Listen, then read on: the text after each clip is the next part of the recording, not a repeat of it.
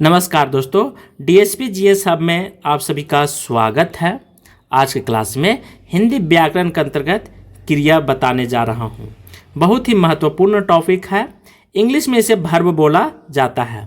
यदि आप लोग नए हैं तो मेरे चैनल के साथ जुड़ जाएं और गुरु दक्षिणा के जगह पर आपसे मैं कुछ नहीं मांगता हूँ, केवल लाइक, शेयर, सब्सक्राइब जरूर करें।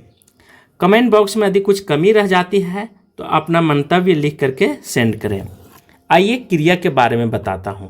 क्रिया आखिर कहते किसे हैं, यह प्रश्न आपके सामने उभर करके आती है।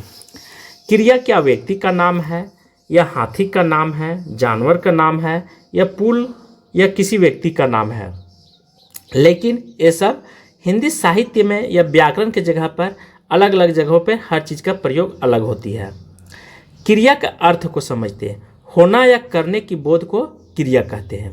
क्रिया सबसे पहले मैं एग्जाम्पल के माध्यम से समझाता हूँ, उसके बाद परिभाषा समझाएंगे। जैसे पेड़ से फल गिर रहे हैं या आम गिर रहे हैं तो यह परिक्रिया ही क्रिया कहलाती है।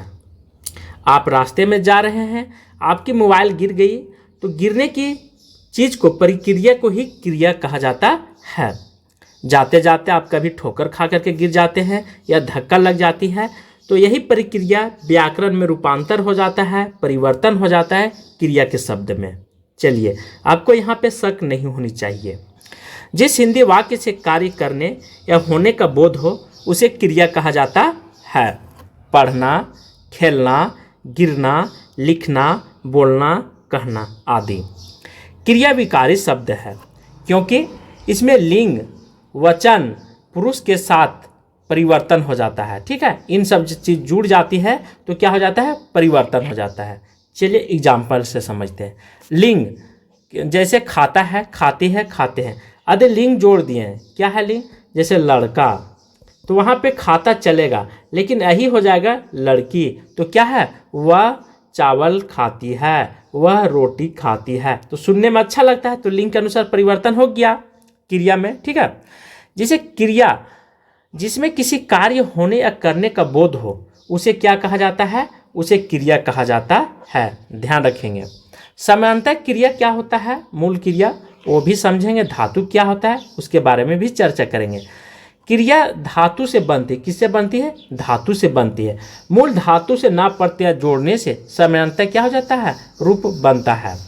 जैसे धातु कहने का अर्थ होता है तलवार किससे बनता है, वह धातु से बनता है।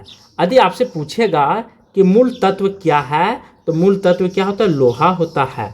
उसी प्रकार सामान्य शब्द किससे बनता है, तो धातु से बनता है। जैसे चल में ना प्रत्यय लग जाता है, चलना मान्य रूप।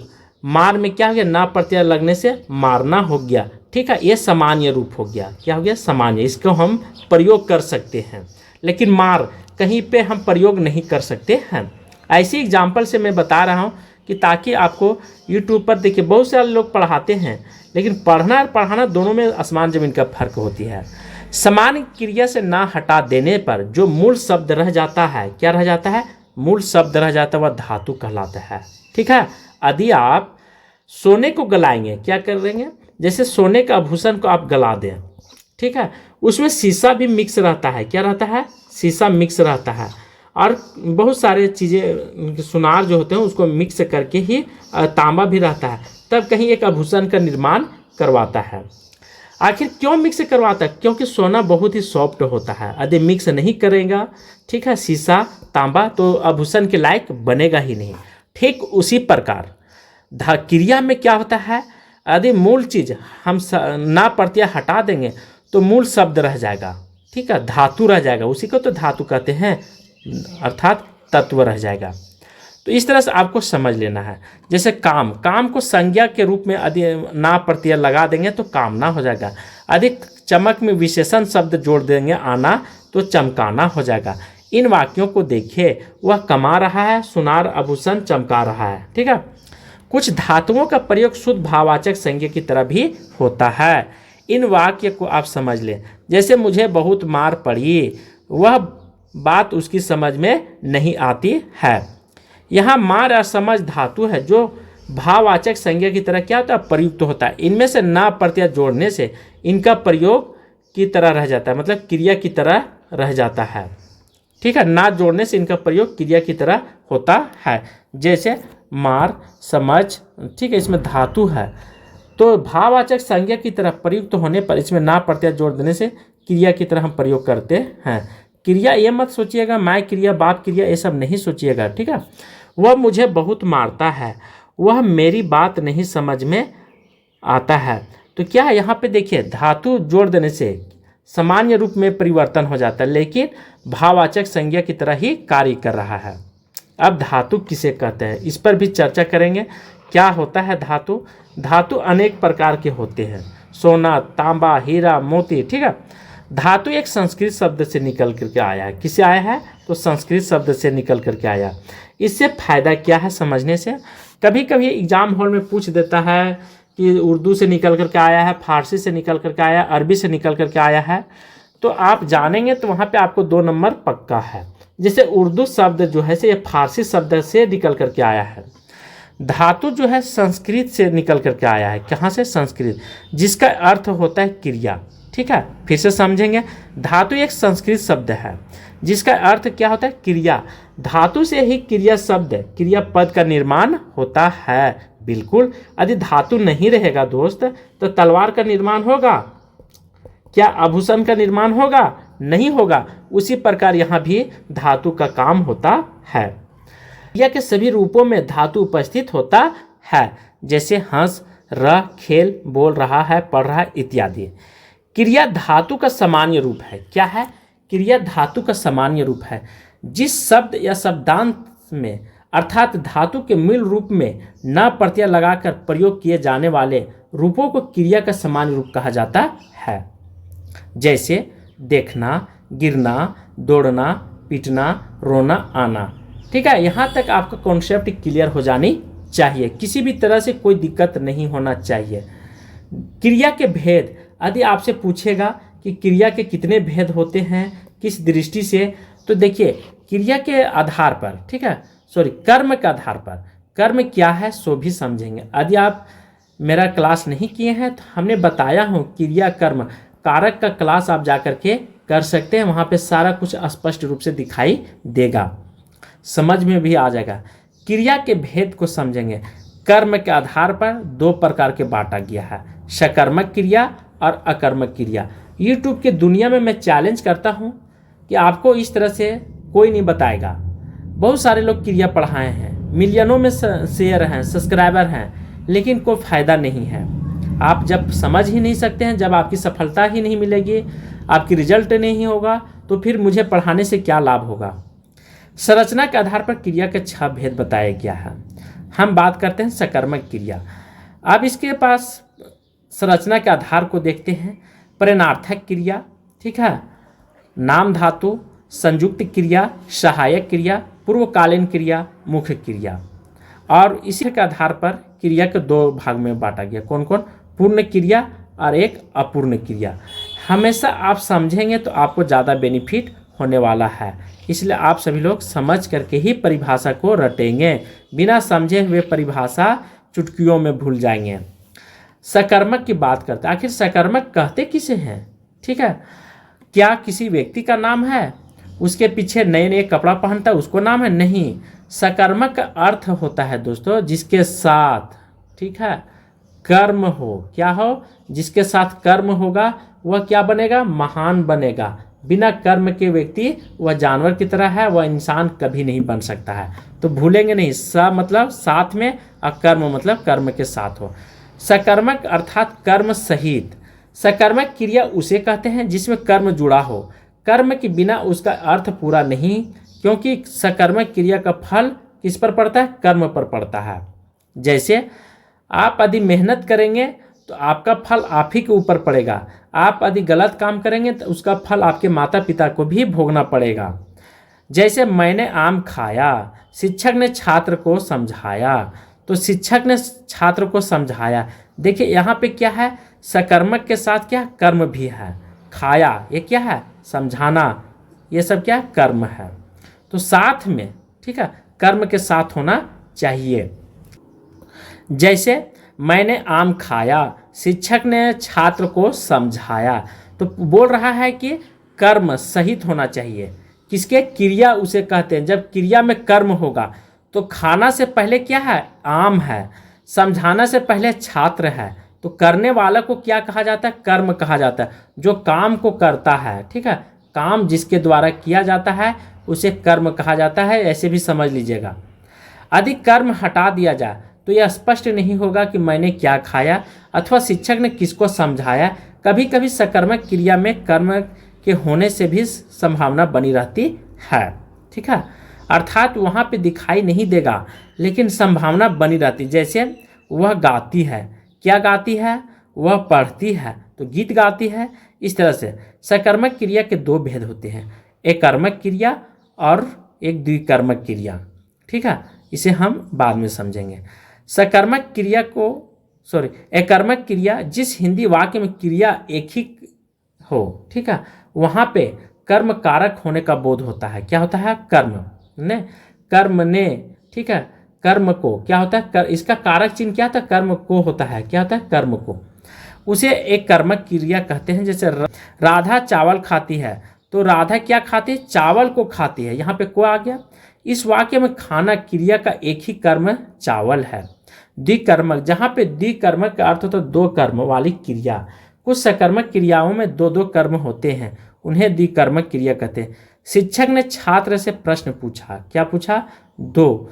यहाँ पे देखिए छात्र और प्रश्न क्या है? दोनों क्या है? कर्म है। माँ बच्चों को दूध पिलाती है। देखिए यहाँ पे कर्म है, ठीक है, बच्चे और दूध दोनों कर्म है। इस तरह से द्विकर्मक क्रिया कहलाती है। अपूर्ण सकर्मक क्रिया, जिस सकर्मक क्रिया का पूरा पूरा अर्थ स्पष्ट करने के लिए वाक्य में कर्म के साथ अन्य अतिरिक्त संज्ञा विशेषण पूर्ति के रूप में प्रयोग किया जाता है, उसे अपूर्ण सकर्मक क्रिया कहते हैं। प्रधानमंत्री ने अमित शाह को गृह मंत्री बनाया। यहाँ पे शक पैदा, अपूर्ण हो रहा है। बनाया कि नहीं बनाया ये कोई नहीं जानता है, ठीक है, यह अपने बने हैं, यह स्पष्ट यहाँ पता नहीं चल रहा है। तो अपूर्ण सकर्मक क्रिया है। परिभाषा समझते हैं, जहाँ पे पूरा पूरा अर्थ स्पष्ट करने के लिए वाक्य में कर्म के साथ अन्य संज्ञा विशेषण की पूर्ति के रूप में प्रयोग करते हैं। इस वाक्य में बनाया सकर्मक क्रिया का कर्म अमित शाह है, किंतु इसमें कर्म या आशा स्पष्ट नहीं होता, जिसका आशा स्पष्ट करने के लिए उसके साथ गृह मंत्री संज्ञा के प्रयुक्त होती है। देखिए गृह मंत्री के तौर पर क्या हो रहा है? यहाँ पे प्रयुक्त हो रहा है। इस वाक्य में बनाया अपूर्ण सकर्मक क्रिया है, अमित शाह कर्म है और गृह मंत्री शब्द कर्मपूर्ति है। यह आप भूलेंगे नहीं। उदाहरण, देश ने मोदी को प्रधानमंत्री चुना, ठीक है, हम अपने गुरु को ज्ञानी समझते हैं, यह प्रत्येक भारतीय को अपना मानते हैं। उपयुक्त वाक्य में चुनना समझते हैं, मानते हैं अपूर्ण सकर्मक क्रिया है। मोदी को गुरु को, भारतीय को कर्म को, प्रधानमंत्री ज्ञानी और अपना कर्म पूर्ति है। अकर्मक क्रिया, बिना कर्म के, ठीक है, अकर्मक क्रिया अर्थात बिना कर्म की क्रिया को अकर्मक क्रिया कहलाता है। जिस वाक्य में कर्म नहीं होता है, अकर्मक क्रिया सीधा संबंध कर्ता से होता है। कर्ता मतलब जैसे आपके घर में शादी ब्याह हो रहा है, ठीक है, तो वहाँ पे करने वाला एक व्यक्ति होता है, सारा कुछ वही निर्णय लेता है, कहाँ कितना खर्च होता है, तो उसको कर्ता धर्ता हम लोग कहते हैं। तो यहाँ पे अकर्मक क्रिया का सीधा संबंध क्या होता है? कर्ता से होता है, जो करता है, ठीक है, 100% काम करता हो वही कर्ता कहलाता है। जैसे देश में प्रधानमंत्री जी क्या है? देश के कर्ता धर्ता है। इसका सीधा संबंध फल पर कर्ता पर पड़ता है, क्रिया का फल कर्ता पर पड़ता है। वह हंसता है, क्या हंसता है? कौन हंसता है? बच्चा रोता है। इस वाक्य में हंसता है, रोता है अकर्मक क्रिया है। यहाँ पे पता ही नहीं चल रहा है कौन हंसता है कौन रोता है, बच्चा हंसता है या बड़ा व्यक्ति हंसता है या जानवर हंसता है या बूढ़ा हंसता है। इसमें स्पष्ट हमें दिखाई नहीं दे रहा है इस वाक्य में, क्योंकि इनका फल क्रमशः वह और बच्चा पर पड़ रहा है। क्या पड़ रहा है? वह और बच्चा। तो यहाँ पे वह और बच्चा कोई भी हो सकता है, जानवर का भी बच्चा हो सकता है या पशु पंछी का भी बच्चा हो सकता है। निम्नलिखित क्रियाएं सदैव अकर्मक रहती हैं, जैसे जातिवाचक, जाति बोधक क्रियाएं, आना जाना घूमना, ये सब क्या अकर्मक क्रिया है। समझ लीजिएगा, जाति बोधक क्या है, ये सदैव हमेशा अकर्मक क्रिया रहते, बिना कर्म के रहता है। क्या रहता है, बिना कर्म का। जैसे आना जाना घूमना दौड़ना। अवस्था बोधक क्रिया, होना रहना सोना। अवस्था मतलब होना, क्या हो रहा है, किस अवस्था में हो, तो हम बुढ़ावस्था में, क्या, ठीक है। सोना, हम सोए हुए, तो एक अवस्था है, ठीक है। अपूर्ण अकर्मक क्रिया, जिस वाक्य में क्रिया को पूर्ण अर्थ स्पष्ट करने के लिए कर्ता के अतिरिक्त अन्य संज्ञा विशेषण की आवश्यकता पड़ती हो, उसे पूर्ण अकर्मक क्रिया कहते हैं। जिस वाक्य अपूर्ण अकर्मक क्रिया का अर्थ होता है पूर्ण करने के लिए संज्ञा विशेषण शब्दों को जोड़ा जाता है, उसे अपूर्ण अकर्मक क्रिया कहा जाता है, ठीक है। जैसे गांधी कहलाएं, इस वाक्य में स्पष्ट अर्थ की प्राप्ति नहीं होता है। अपूर्ण क्रिया में तीसरे चीजों को सहायता लिया जाता है, जिसमें संज्ञा हो सकता है, विशेषण हो सकता है, ठीक है, इत्यादि चीज। इस वाक्य में तो पता नहीं चल रहा है, अर्थ को समझने के लिए पूछना पड़ेगा गांधी जी क्या कहलाएंगे, तो उत्तर होगा गांधी जी राष्ट्रपति कहलाएंगे। सूचनाकार अपूर्ण अकर्मक क्रिया का स्पष्ट अर्थ राष्ट्रपिता शब्द द्वारा पूरा होता है। इस वाक्य में कहलाएंगे अपूर्ण अकर्मक क्रिया है, राष्ट्रपति शब्द पूर्ति है। उदाहरण, मेरा भाई फौजी हो गया, चांदी सफेद होती है। उपयुक्त वाक्य में हो गया और होती है, यह अपूर्ण अकर्मक क्रियाएं हैं। फौजी और सफेद शब्द पूर्ति करती है। सकर्मक अकर्मक क्रियाओं की पहचान कैसे करें, जैसे हाथी और घोड़ा में पहचान आप कैसे करते हैं, या इंसान और बेईमान व्यक्ति को कैसे पहचानेंगे, यह भी चर्चा करेंगे। इंसान व्यक्ति नारियल की तरह होता है दोस्तों, ठीक है, ऊपर से कठोर होता है और अंदर से मुलायम होता है। पर बेईमान आदमी ऊपर से मुलायम होता है और अंदर से कठोर होता है, बैर की भांति। ऊपर से मीठा मीठा बोलेगा और अंदर से वो आपका पैर काटेगा, ठीक है। यहाँ पे बात करते हैं सकर्मक और अकर्मक की पहचान कैसे करें। सकर्मक और अकर्मक क्रियाओं की पहचान क्या है, कैसे, किसको आदि प्रश्न करने से उत्तर मिल जाएगा, ठीक है। यह ट्रिक आप समझ लीजिएगा। यदि उत्तर न मिले तो अकर्मक क्रिया होगा। जैसे सिद्धार्थ खाना पकाता है, प्रश्न है सिद्धार्थ क्या पकाता है, ठीक है, खाना। अतः इस वाक्य में पकाना क्रिया सकर्मक है।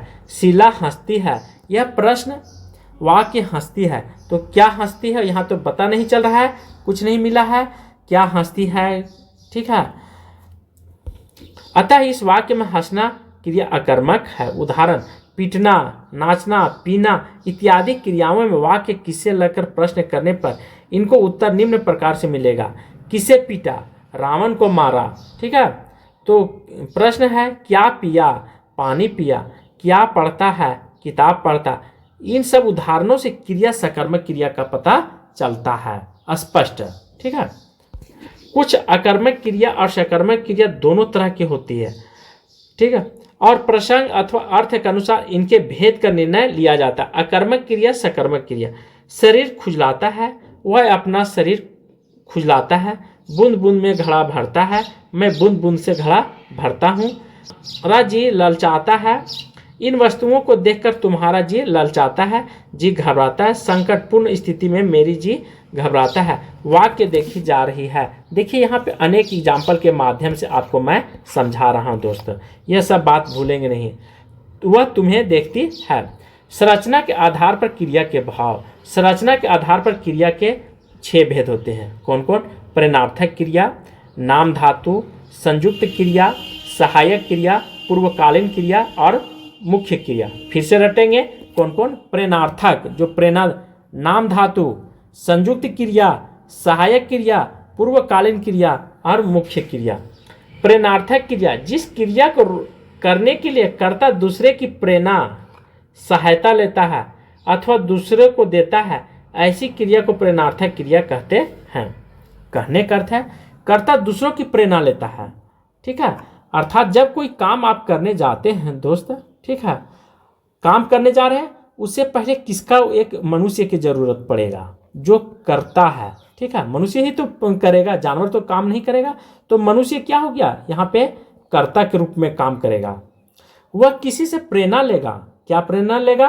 कि हमें परीक्षा में कैसे सफल होना चाहिए, तो यह प्रेरणार्थक क्रिया कहलाता है। ठीक है, तो प्रेरणार्थक क्रिया की परिभाषा आप रटेंगे नहीं बल्कि समझेंगे।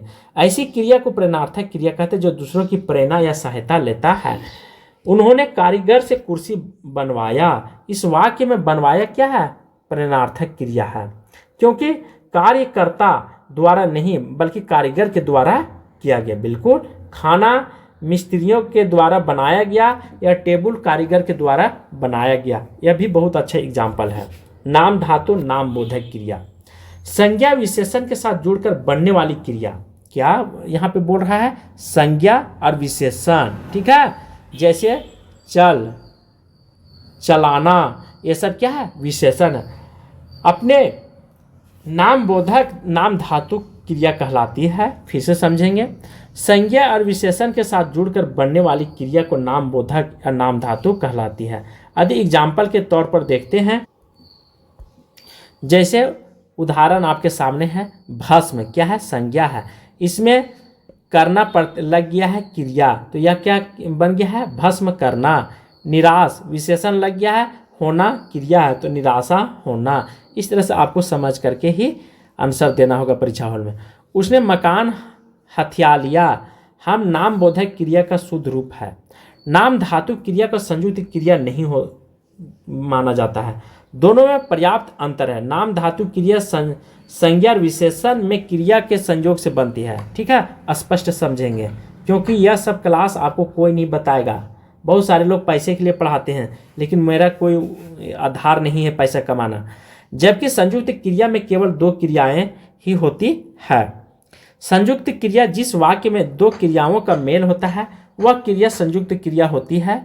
संयुक्त क्रिया का खास बात यह है कि उसमें पहली क्रिया प्रधान होती है या दूसरी क्रिया उसके अर्थ में विशेषता उत्पन्न करती है। जैसे मैं गा सकता हूँ, इस वाक्य में गा प्रधान है और सकना सहायक क्रिया जो प्रधान क्रिया गा विशेषता बताती है। चलिए मैं इसे स्पष्ट रूप से समझाता हूँ। संयुक्त क्रिया जिस वाक्य में दो क्रियाएं का मेल होता है वह क्रिया संयुक्त क्रिया कहलाती है।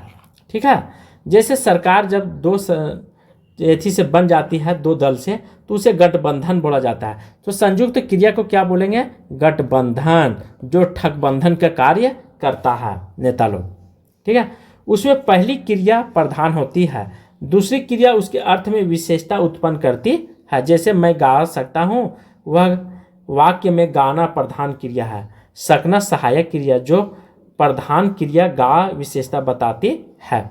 यहाँ पे जैसे मैं गा सकता हूँ, वह वाक्य में गा क्या है? प्रधान क्रिया है, सकना एक सहायक क्रिया है जो प्रधान क्रिया गा की विशेषता बताती है। उदाहरण स्वरूप समझते, पिया हंसने लगी, औकार गांव आ गया, ओंकार गांव आ गया, उसने पुष्प तोड़ लिया, सैनिक ने चोर को पकड़ा। संयुक्त क्रिया इन क्रियाओं के मेल से बनती, आना जाना, होना, लेना देना, पाना, उठना बैठना, चाहना, डालना, शकना, बनना, पढ़ना, रहना, चलना आदि।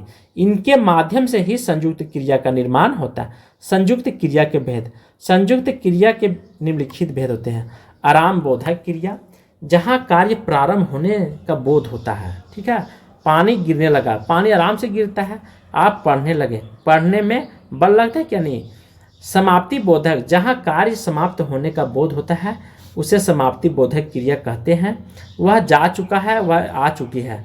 अवकाश बोधक, जहाँ कार्य को संपन्न करने में अंतराल का लगता है, मतलब अवकाश मतलब छुट्टी होता है। ठीक है, गैप बाद में, जैसे स्कूलों में अवकाश की छुट्टी होता है, तो आप सोमवार से, जैसे सर बोलते हैं कि सोमवार से मंगलवार क्या है?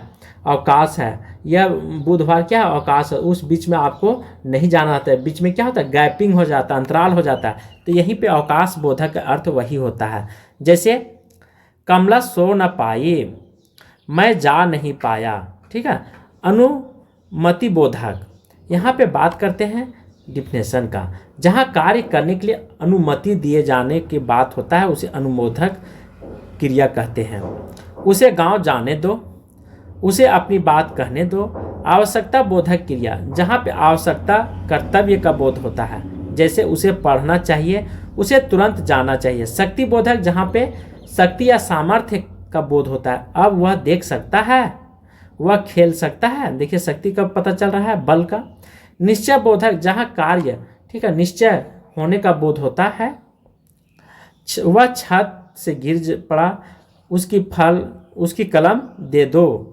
इच्छा बोधक क्रिया, जहाँ कार्य करने की इच्छा हो उसे इच्छा बोधक क्रिया कहते हैं। मैं अब पढ़ना चाहता हूँ, श्याम घर जाना चाहता है। अभ्यास बोधक, जहाँ कार्य करने के लिए अभ्यास की जरूरत होती है।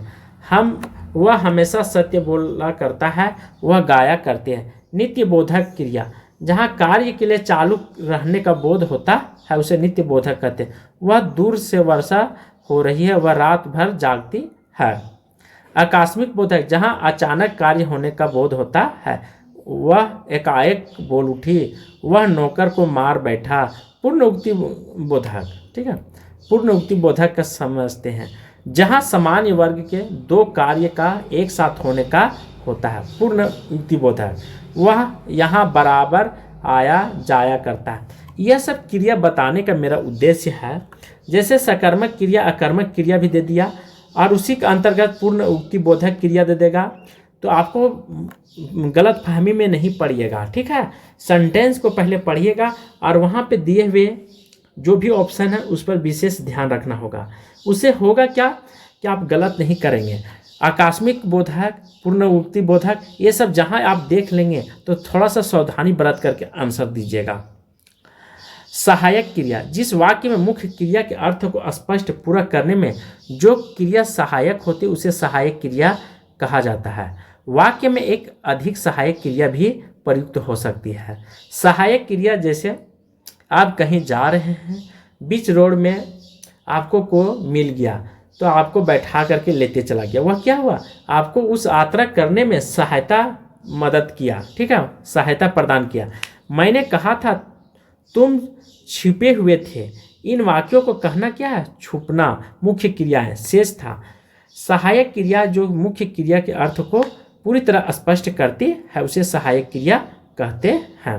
हिंदी में स्पष्ट नहीं समझ में आ रहा है तो आप इंग्लिश में समझें, ठीक है। और सहायक क्रिया को ऑक्सिलरी वर्ब कहा जाता है और इसे वर्ब भी बोला जाता है। पूर्वकालिक क्रिया, जिस वाक्य में प्रथम कार्य की समाप्ति का बोध होता है उसे पूर्वकालिक क्रिया कहते हैं। इसमें कर करके या जैसे शब्दों का प्रयोग होता है। मैंने उसे जानबूझ करके नहीं मारा, पूर्वकालीन। देखिए मैंने उसे नहीं, तो जब नहीं जानबूझ करके नहीं मारा तो ये कहाँ चला जाएगा, जेल में जाएगा, ठीक है, वहाँ पे इसको खिचड़ी खाने को मिलेगा, अपराध किया है। तो यहाँ पे स्पष्ट रूप से आपसे बोल रहा है कि जिस वाक्य में प्रथम कार्य की समाप्ति का बोध होता है उसे पूर्वकालीन क्रिया कहते हैं। इसमें कर करके पर जो जैसे शब्दों का प्रयोग होता है। वह चमत्कार देख करके मैं दंग रह गया।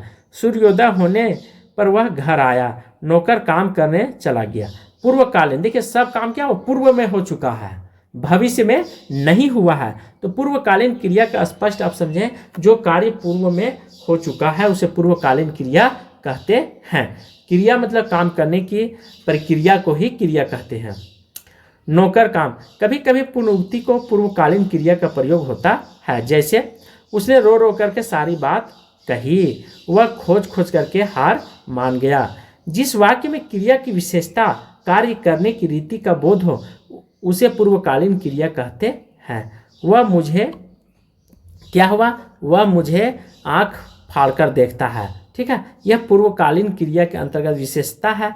कैसा देखता है, तो आँख फाड़ करके, ठीक है, एक विशेषण के रूप में कार्य कर रहा है। यहाँ बोल रहा है कि विशेषण कहते हैं, ठीक है। जिस वाक्य में क्रिया की विशेषता कार्य करने की रीति का बोध हो, रीति, विशेषण क्या है, एक रीति है, ढंग का पता चलता है, कुछ नहीं है, ढंग का, ठीक है, सौंदर्य का, इत्यादि चीज़ों को जो पता करे उससे स्पष्ट हो जिन शब्दों से, उसे विशेषण कहते हैं। पूर्वकालीन क्रिया से कार्य कारण को स्पष्ट होता है। जैसे रात होने पर सब लोग चले गए, सूर्योदय होने पर अंधकार छट गया। यह तत्कालीन क्रिया। जिस वाक्य में एक क्रिया की समाप्ति के उपरांत दूसरी पूर्वकालीन क्रिया का होना पाया जाना, वहाँ पूर्वकालीन क्रिया तत्कालिक क्रिया कहलाती है। तत्कालिक क्रिया वास्तव में पूर्वकालिक क्रिया का ही एक भेद है। धातु के अंतर में त प्रत्यय लगाकर तत्कालिक क्रिया बनाई जाती है। और उसके आगे ही लगाया जाता है, जैसे भोजन करते हो वह सो जाता है, दीपा काम करने को थक जाती है। ठीक है, ये सब क्रिया के रूप, क्रिया के भेद, परिभाषा, सब बिंदुओं पर हमने चर्चा किया हूँ। बात करते हैं what is mean verb. Verb किसे कहते हैं, भर्व क्या होता है। मेन भर्व वाक्य एक वह क्रिया जो मुख्य अर्थ प्रदान करता है, ठीक है, क्रिया कहते हैं, अथवा कर्ता कर्म के मुख्य कार्य को करने वाला क्रिया मुख्य भर्व कहलाता है। जैसे श्याम चाय लाया, ये सब क्या मुख्य भर्व कहलाता है। अपूर्ण क्रिया, कई बार वाक्य में क्रिया के होते हुए उसका अर्थ स्पष्ट नहीं होता है, उसे अपूर्ण क्रिया कहा जाता है। समापिक असमापिक क्रिया, हिंदी में क्रिया सामान्य वाक्य के अंत में लगती है, अतः वाक्य की क्रिया में समाप्त होता है, इसी कारण ऐसी क्रिया को समापिका क्रिया कहा जाता है। ऋतु घूमने गई, सोहन ने गाना गाया, शिव ने भूखे खाना खाया। यहाँ पे गाई, गाया, खिलाए समापिक क्रिया है। असमापिक क्रिया वह क्रिया जिस शब्द जो अपने सामान्य स्थान वाक्य के अंत में न आकर के कहीं अनंत आ जाए, उसे असमापिक क्रिया कहते हैं। जैसे उसने डूबते बच्चे को बचा लिया, जोकर हंसते हुए शब्द को रुला लिया, डॉक्टर को देखकर बच्चे रोने लगे, घर आए हुए मेहमान को उन्होंने पहला नाश्ता करवाया। इन वाक्यों में डूबते हुए हंसते देखकर तथा आए क्रिया असमापिक क्रिया है। उदाहरण से स्पष्ट होता है कि क्रिया के साथ ते हुए कर न आदि लगाकर असमापिक क्रिया रूप बनते हैं। इनका प्रयोग संज्ञा विशेषण अथवा क्रिया विशेषण पर जुड़ जाता है। उसे पढ़ना नहीं आता, संज्ञा है। अच्छे बच्चों की टॉफी दो, विशेषण है। ठीक है, किस बच्चे को बोल रहा है, तो अच्छे बच्चों को, तो यह विशेषण है। वह समाचार सुनते ही चला आया, तो यह क्रिया विशेषण है। ठीक है, अर्थात समाचार सुनते ही चला आया, दोनों चीज यहाँ पे दिखा रहा है, क्रिया और विशेषण भी। ठीक है,